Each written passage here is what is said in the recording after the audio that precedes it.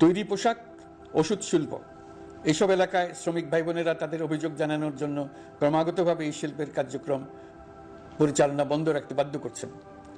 এটা আমাদের অর্থনীতিতে যে নেতিবাচক প্রভাব ফেলবে সেটা মোটেই কাম্য নয়। এমনিতেই ছাত্র শ্রমিক জনতার বিপ্লবের পর যে অর্থনীতি আমরা পেয়েছি সেটা নিয়ম নীতিবিহীন, দ্রুত ক্ষীয়মান একটা অর্থনীতি। প্রাতিষ্ঠানিক কাঠামো প্রায় ধ্বংসপ্রাপ্ত, বৈদেশিক মুদ্রার রিজার্ভ তলানিতে গিয়ে ঠেকেছে। আমরা এই অর্থনীতিতে প্রাণ সঞ্চারের চেষ্টা করছি, আমাদের উদ্যোগে সাড়াও পাচ্ছি। ঠিক এই সময়ে আমাদের শিল্প কারখানাগুলো বন্ধ হয়ে যাক, অকার্যকর হয়ে যাক, এটা আমাদের অর্থনীতিতে বিরাট আঘাত করবে। সেটা কিছুতেই আমাদের কাম্য হতে পারে না।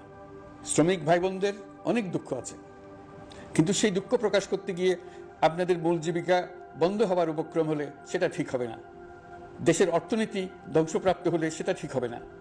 শ্রমিক মালিক উভয়ের পক্ষে আলোচনা করে এসব সমস্যার সমাধান আমরা অবশ্যই বের করব। আপনারা কারখানা খোলা রাখুন, অর্থনীতির চাকা সচল রাখুন, দেশের অর্থনীতিকে সোজা হয়ে দাঁড়াতে দিন। আমরা আপনাদের সমস্যার স্থায়ী সমাধান বের করার জন্য সর্বশক্তি প্রয়োগ করব। মালিক পক্ষের কাছে আমাদের আবেদন, আপনারা শ্রমিকদের সঙ্গে বোঝাপড়া করুন, কারখানা সচল রাখুন, অর্থনীতির দুর্বল স্বাস্থ্যকে সবল করে তুলুন। ওষুধ শিল্প এবং তৈরি পোশাক শিল্প দেশের গৌরব। এর মাধ্যমে আমাদের শ্রমিক ভাই বোনেরা তাদের কর্মকুশলতা বিশ্বকে মুগ্ধ করেছে। এর সাফল্য এখন থমকে আছে। আমরা এই দুই শিল্পকে তাদের সম্ভাব্য শীর্ষে নিয়ে যেতে চাই। দুর্বল করার তো প্রশ্নই ওঠে না। এই দুই শিল্পের কোথায় কোথায় বাধা আছে, সমস্যা আছে, সেগুলো চিহ্নিত করে তাকে বাধামুক্ত করতে চাই। আমরা বিদেশি ক্রেতাদের একত্রিত করে তাদের সহযোগিতা চাইব, যেন বাংলাদেশের এই শিল্প দুটি বিশ্বের অন্যান্য দেশের চাইতে বেশি আস্থাযোগ্য হয়ে গড়ে উঠতে পারে। সবকিছুই সম্ভব যদি আমরা শ্রমিক মালিক সম্পর্কটা একটা নির্ভরযোগ্য, আনন্দদায়ক করে গড়ে তুলতে পারি।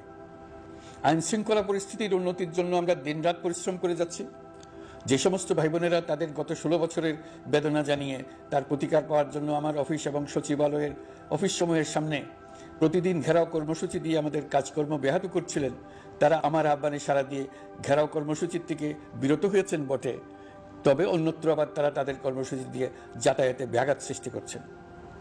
আমি কথা দিচ্ছি, আপনাদের ন্যায্য আবেদনের কথা আমরা ভুলে যাব না। আমরা সকল অন্যায়ের প্রতিকারের জন্য প্রতিশ্রুতিবদ্ধ। আমরা আমাদের দায়িত্বকালে যথাসম্ভব সব সমস্যার সমাধানের চেষ্টা করব। আমি আবারও অনুরোধ করছি, আপনারা যাতায়াতে ব্যাঘাত সৃষ্টি থেকে বিরত থাকুন। জাতি আপনাদের প্রতি কৃতজ্ঞ থাকবে।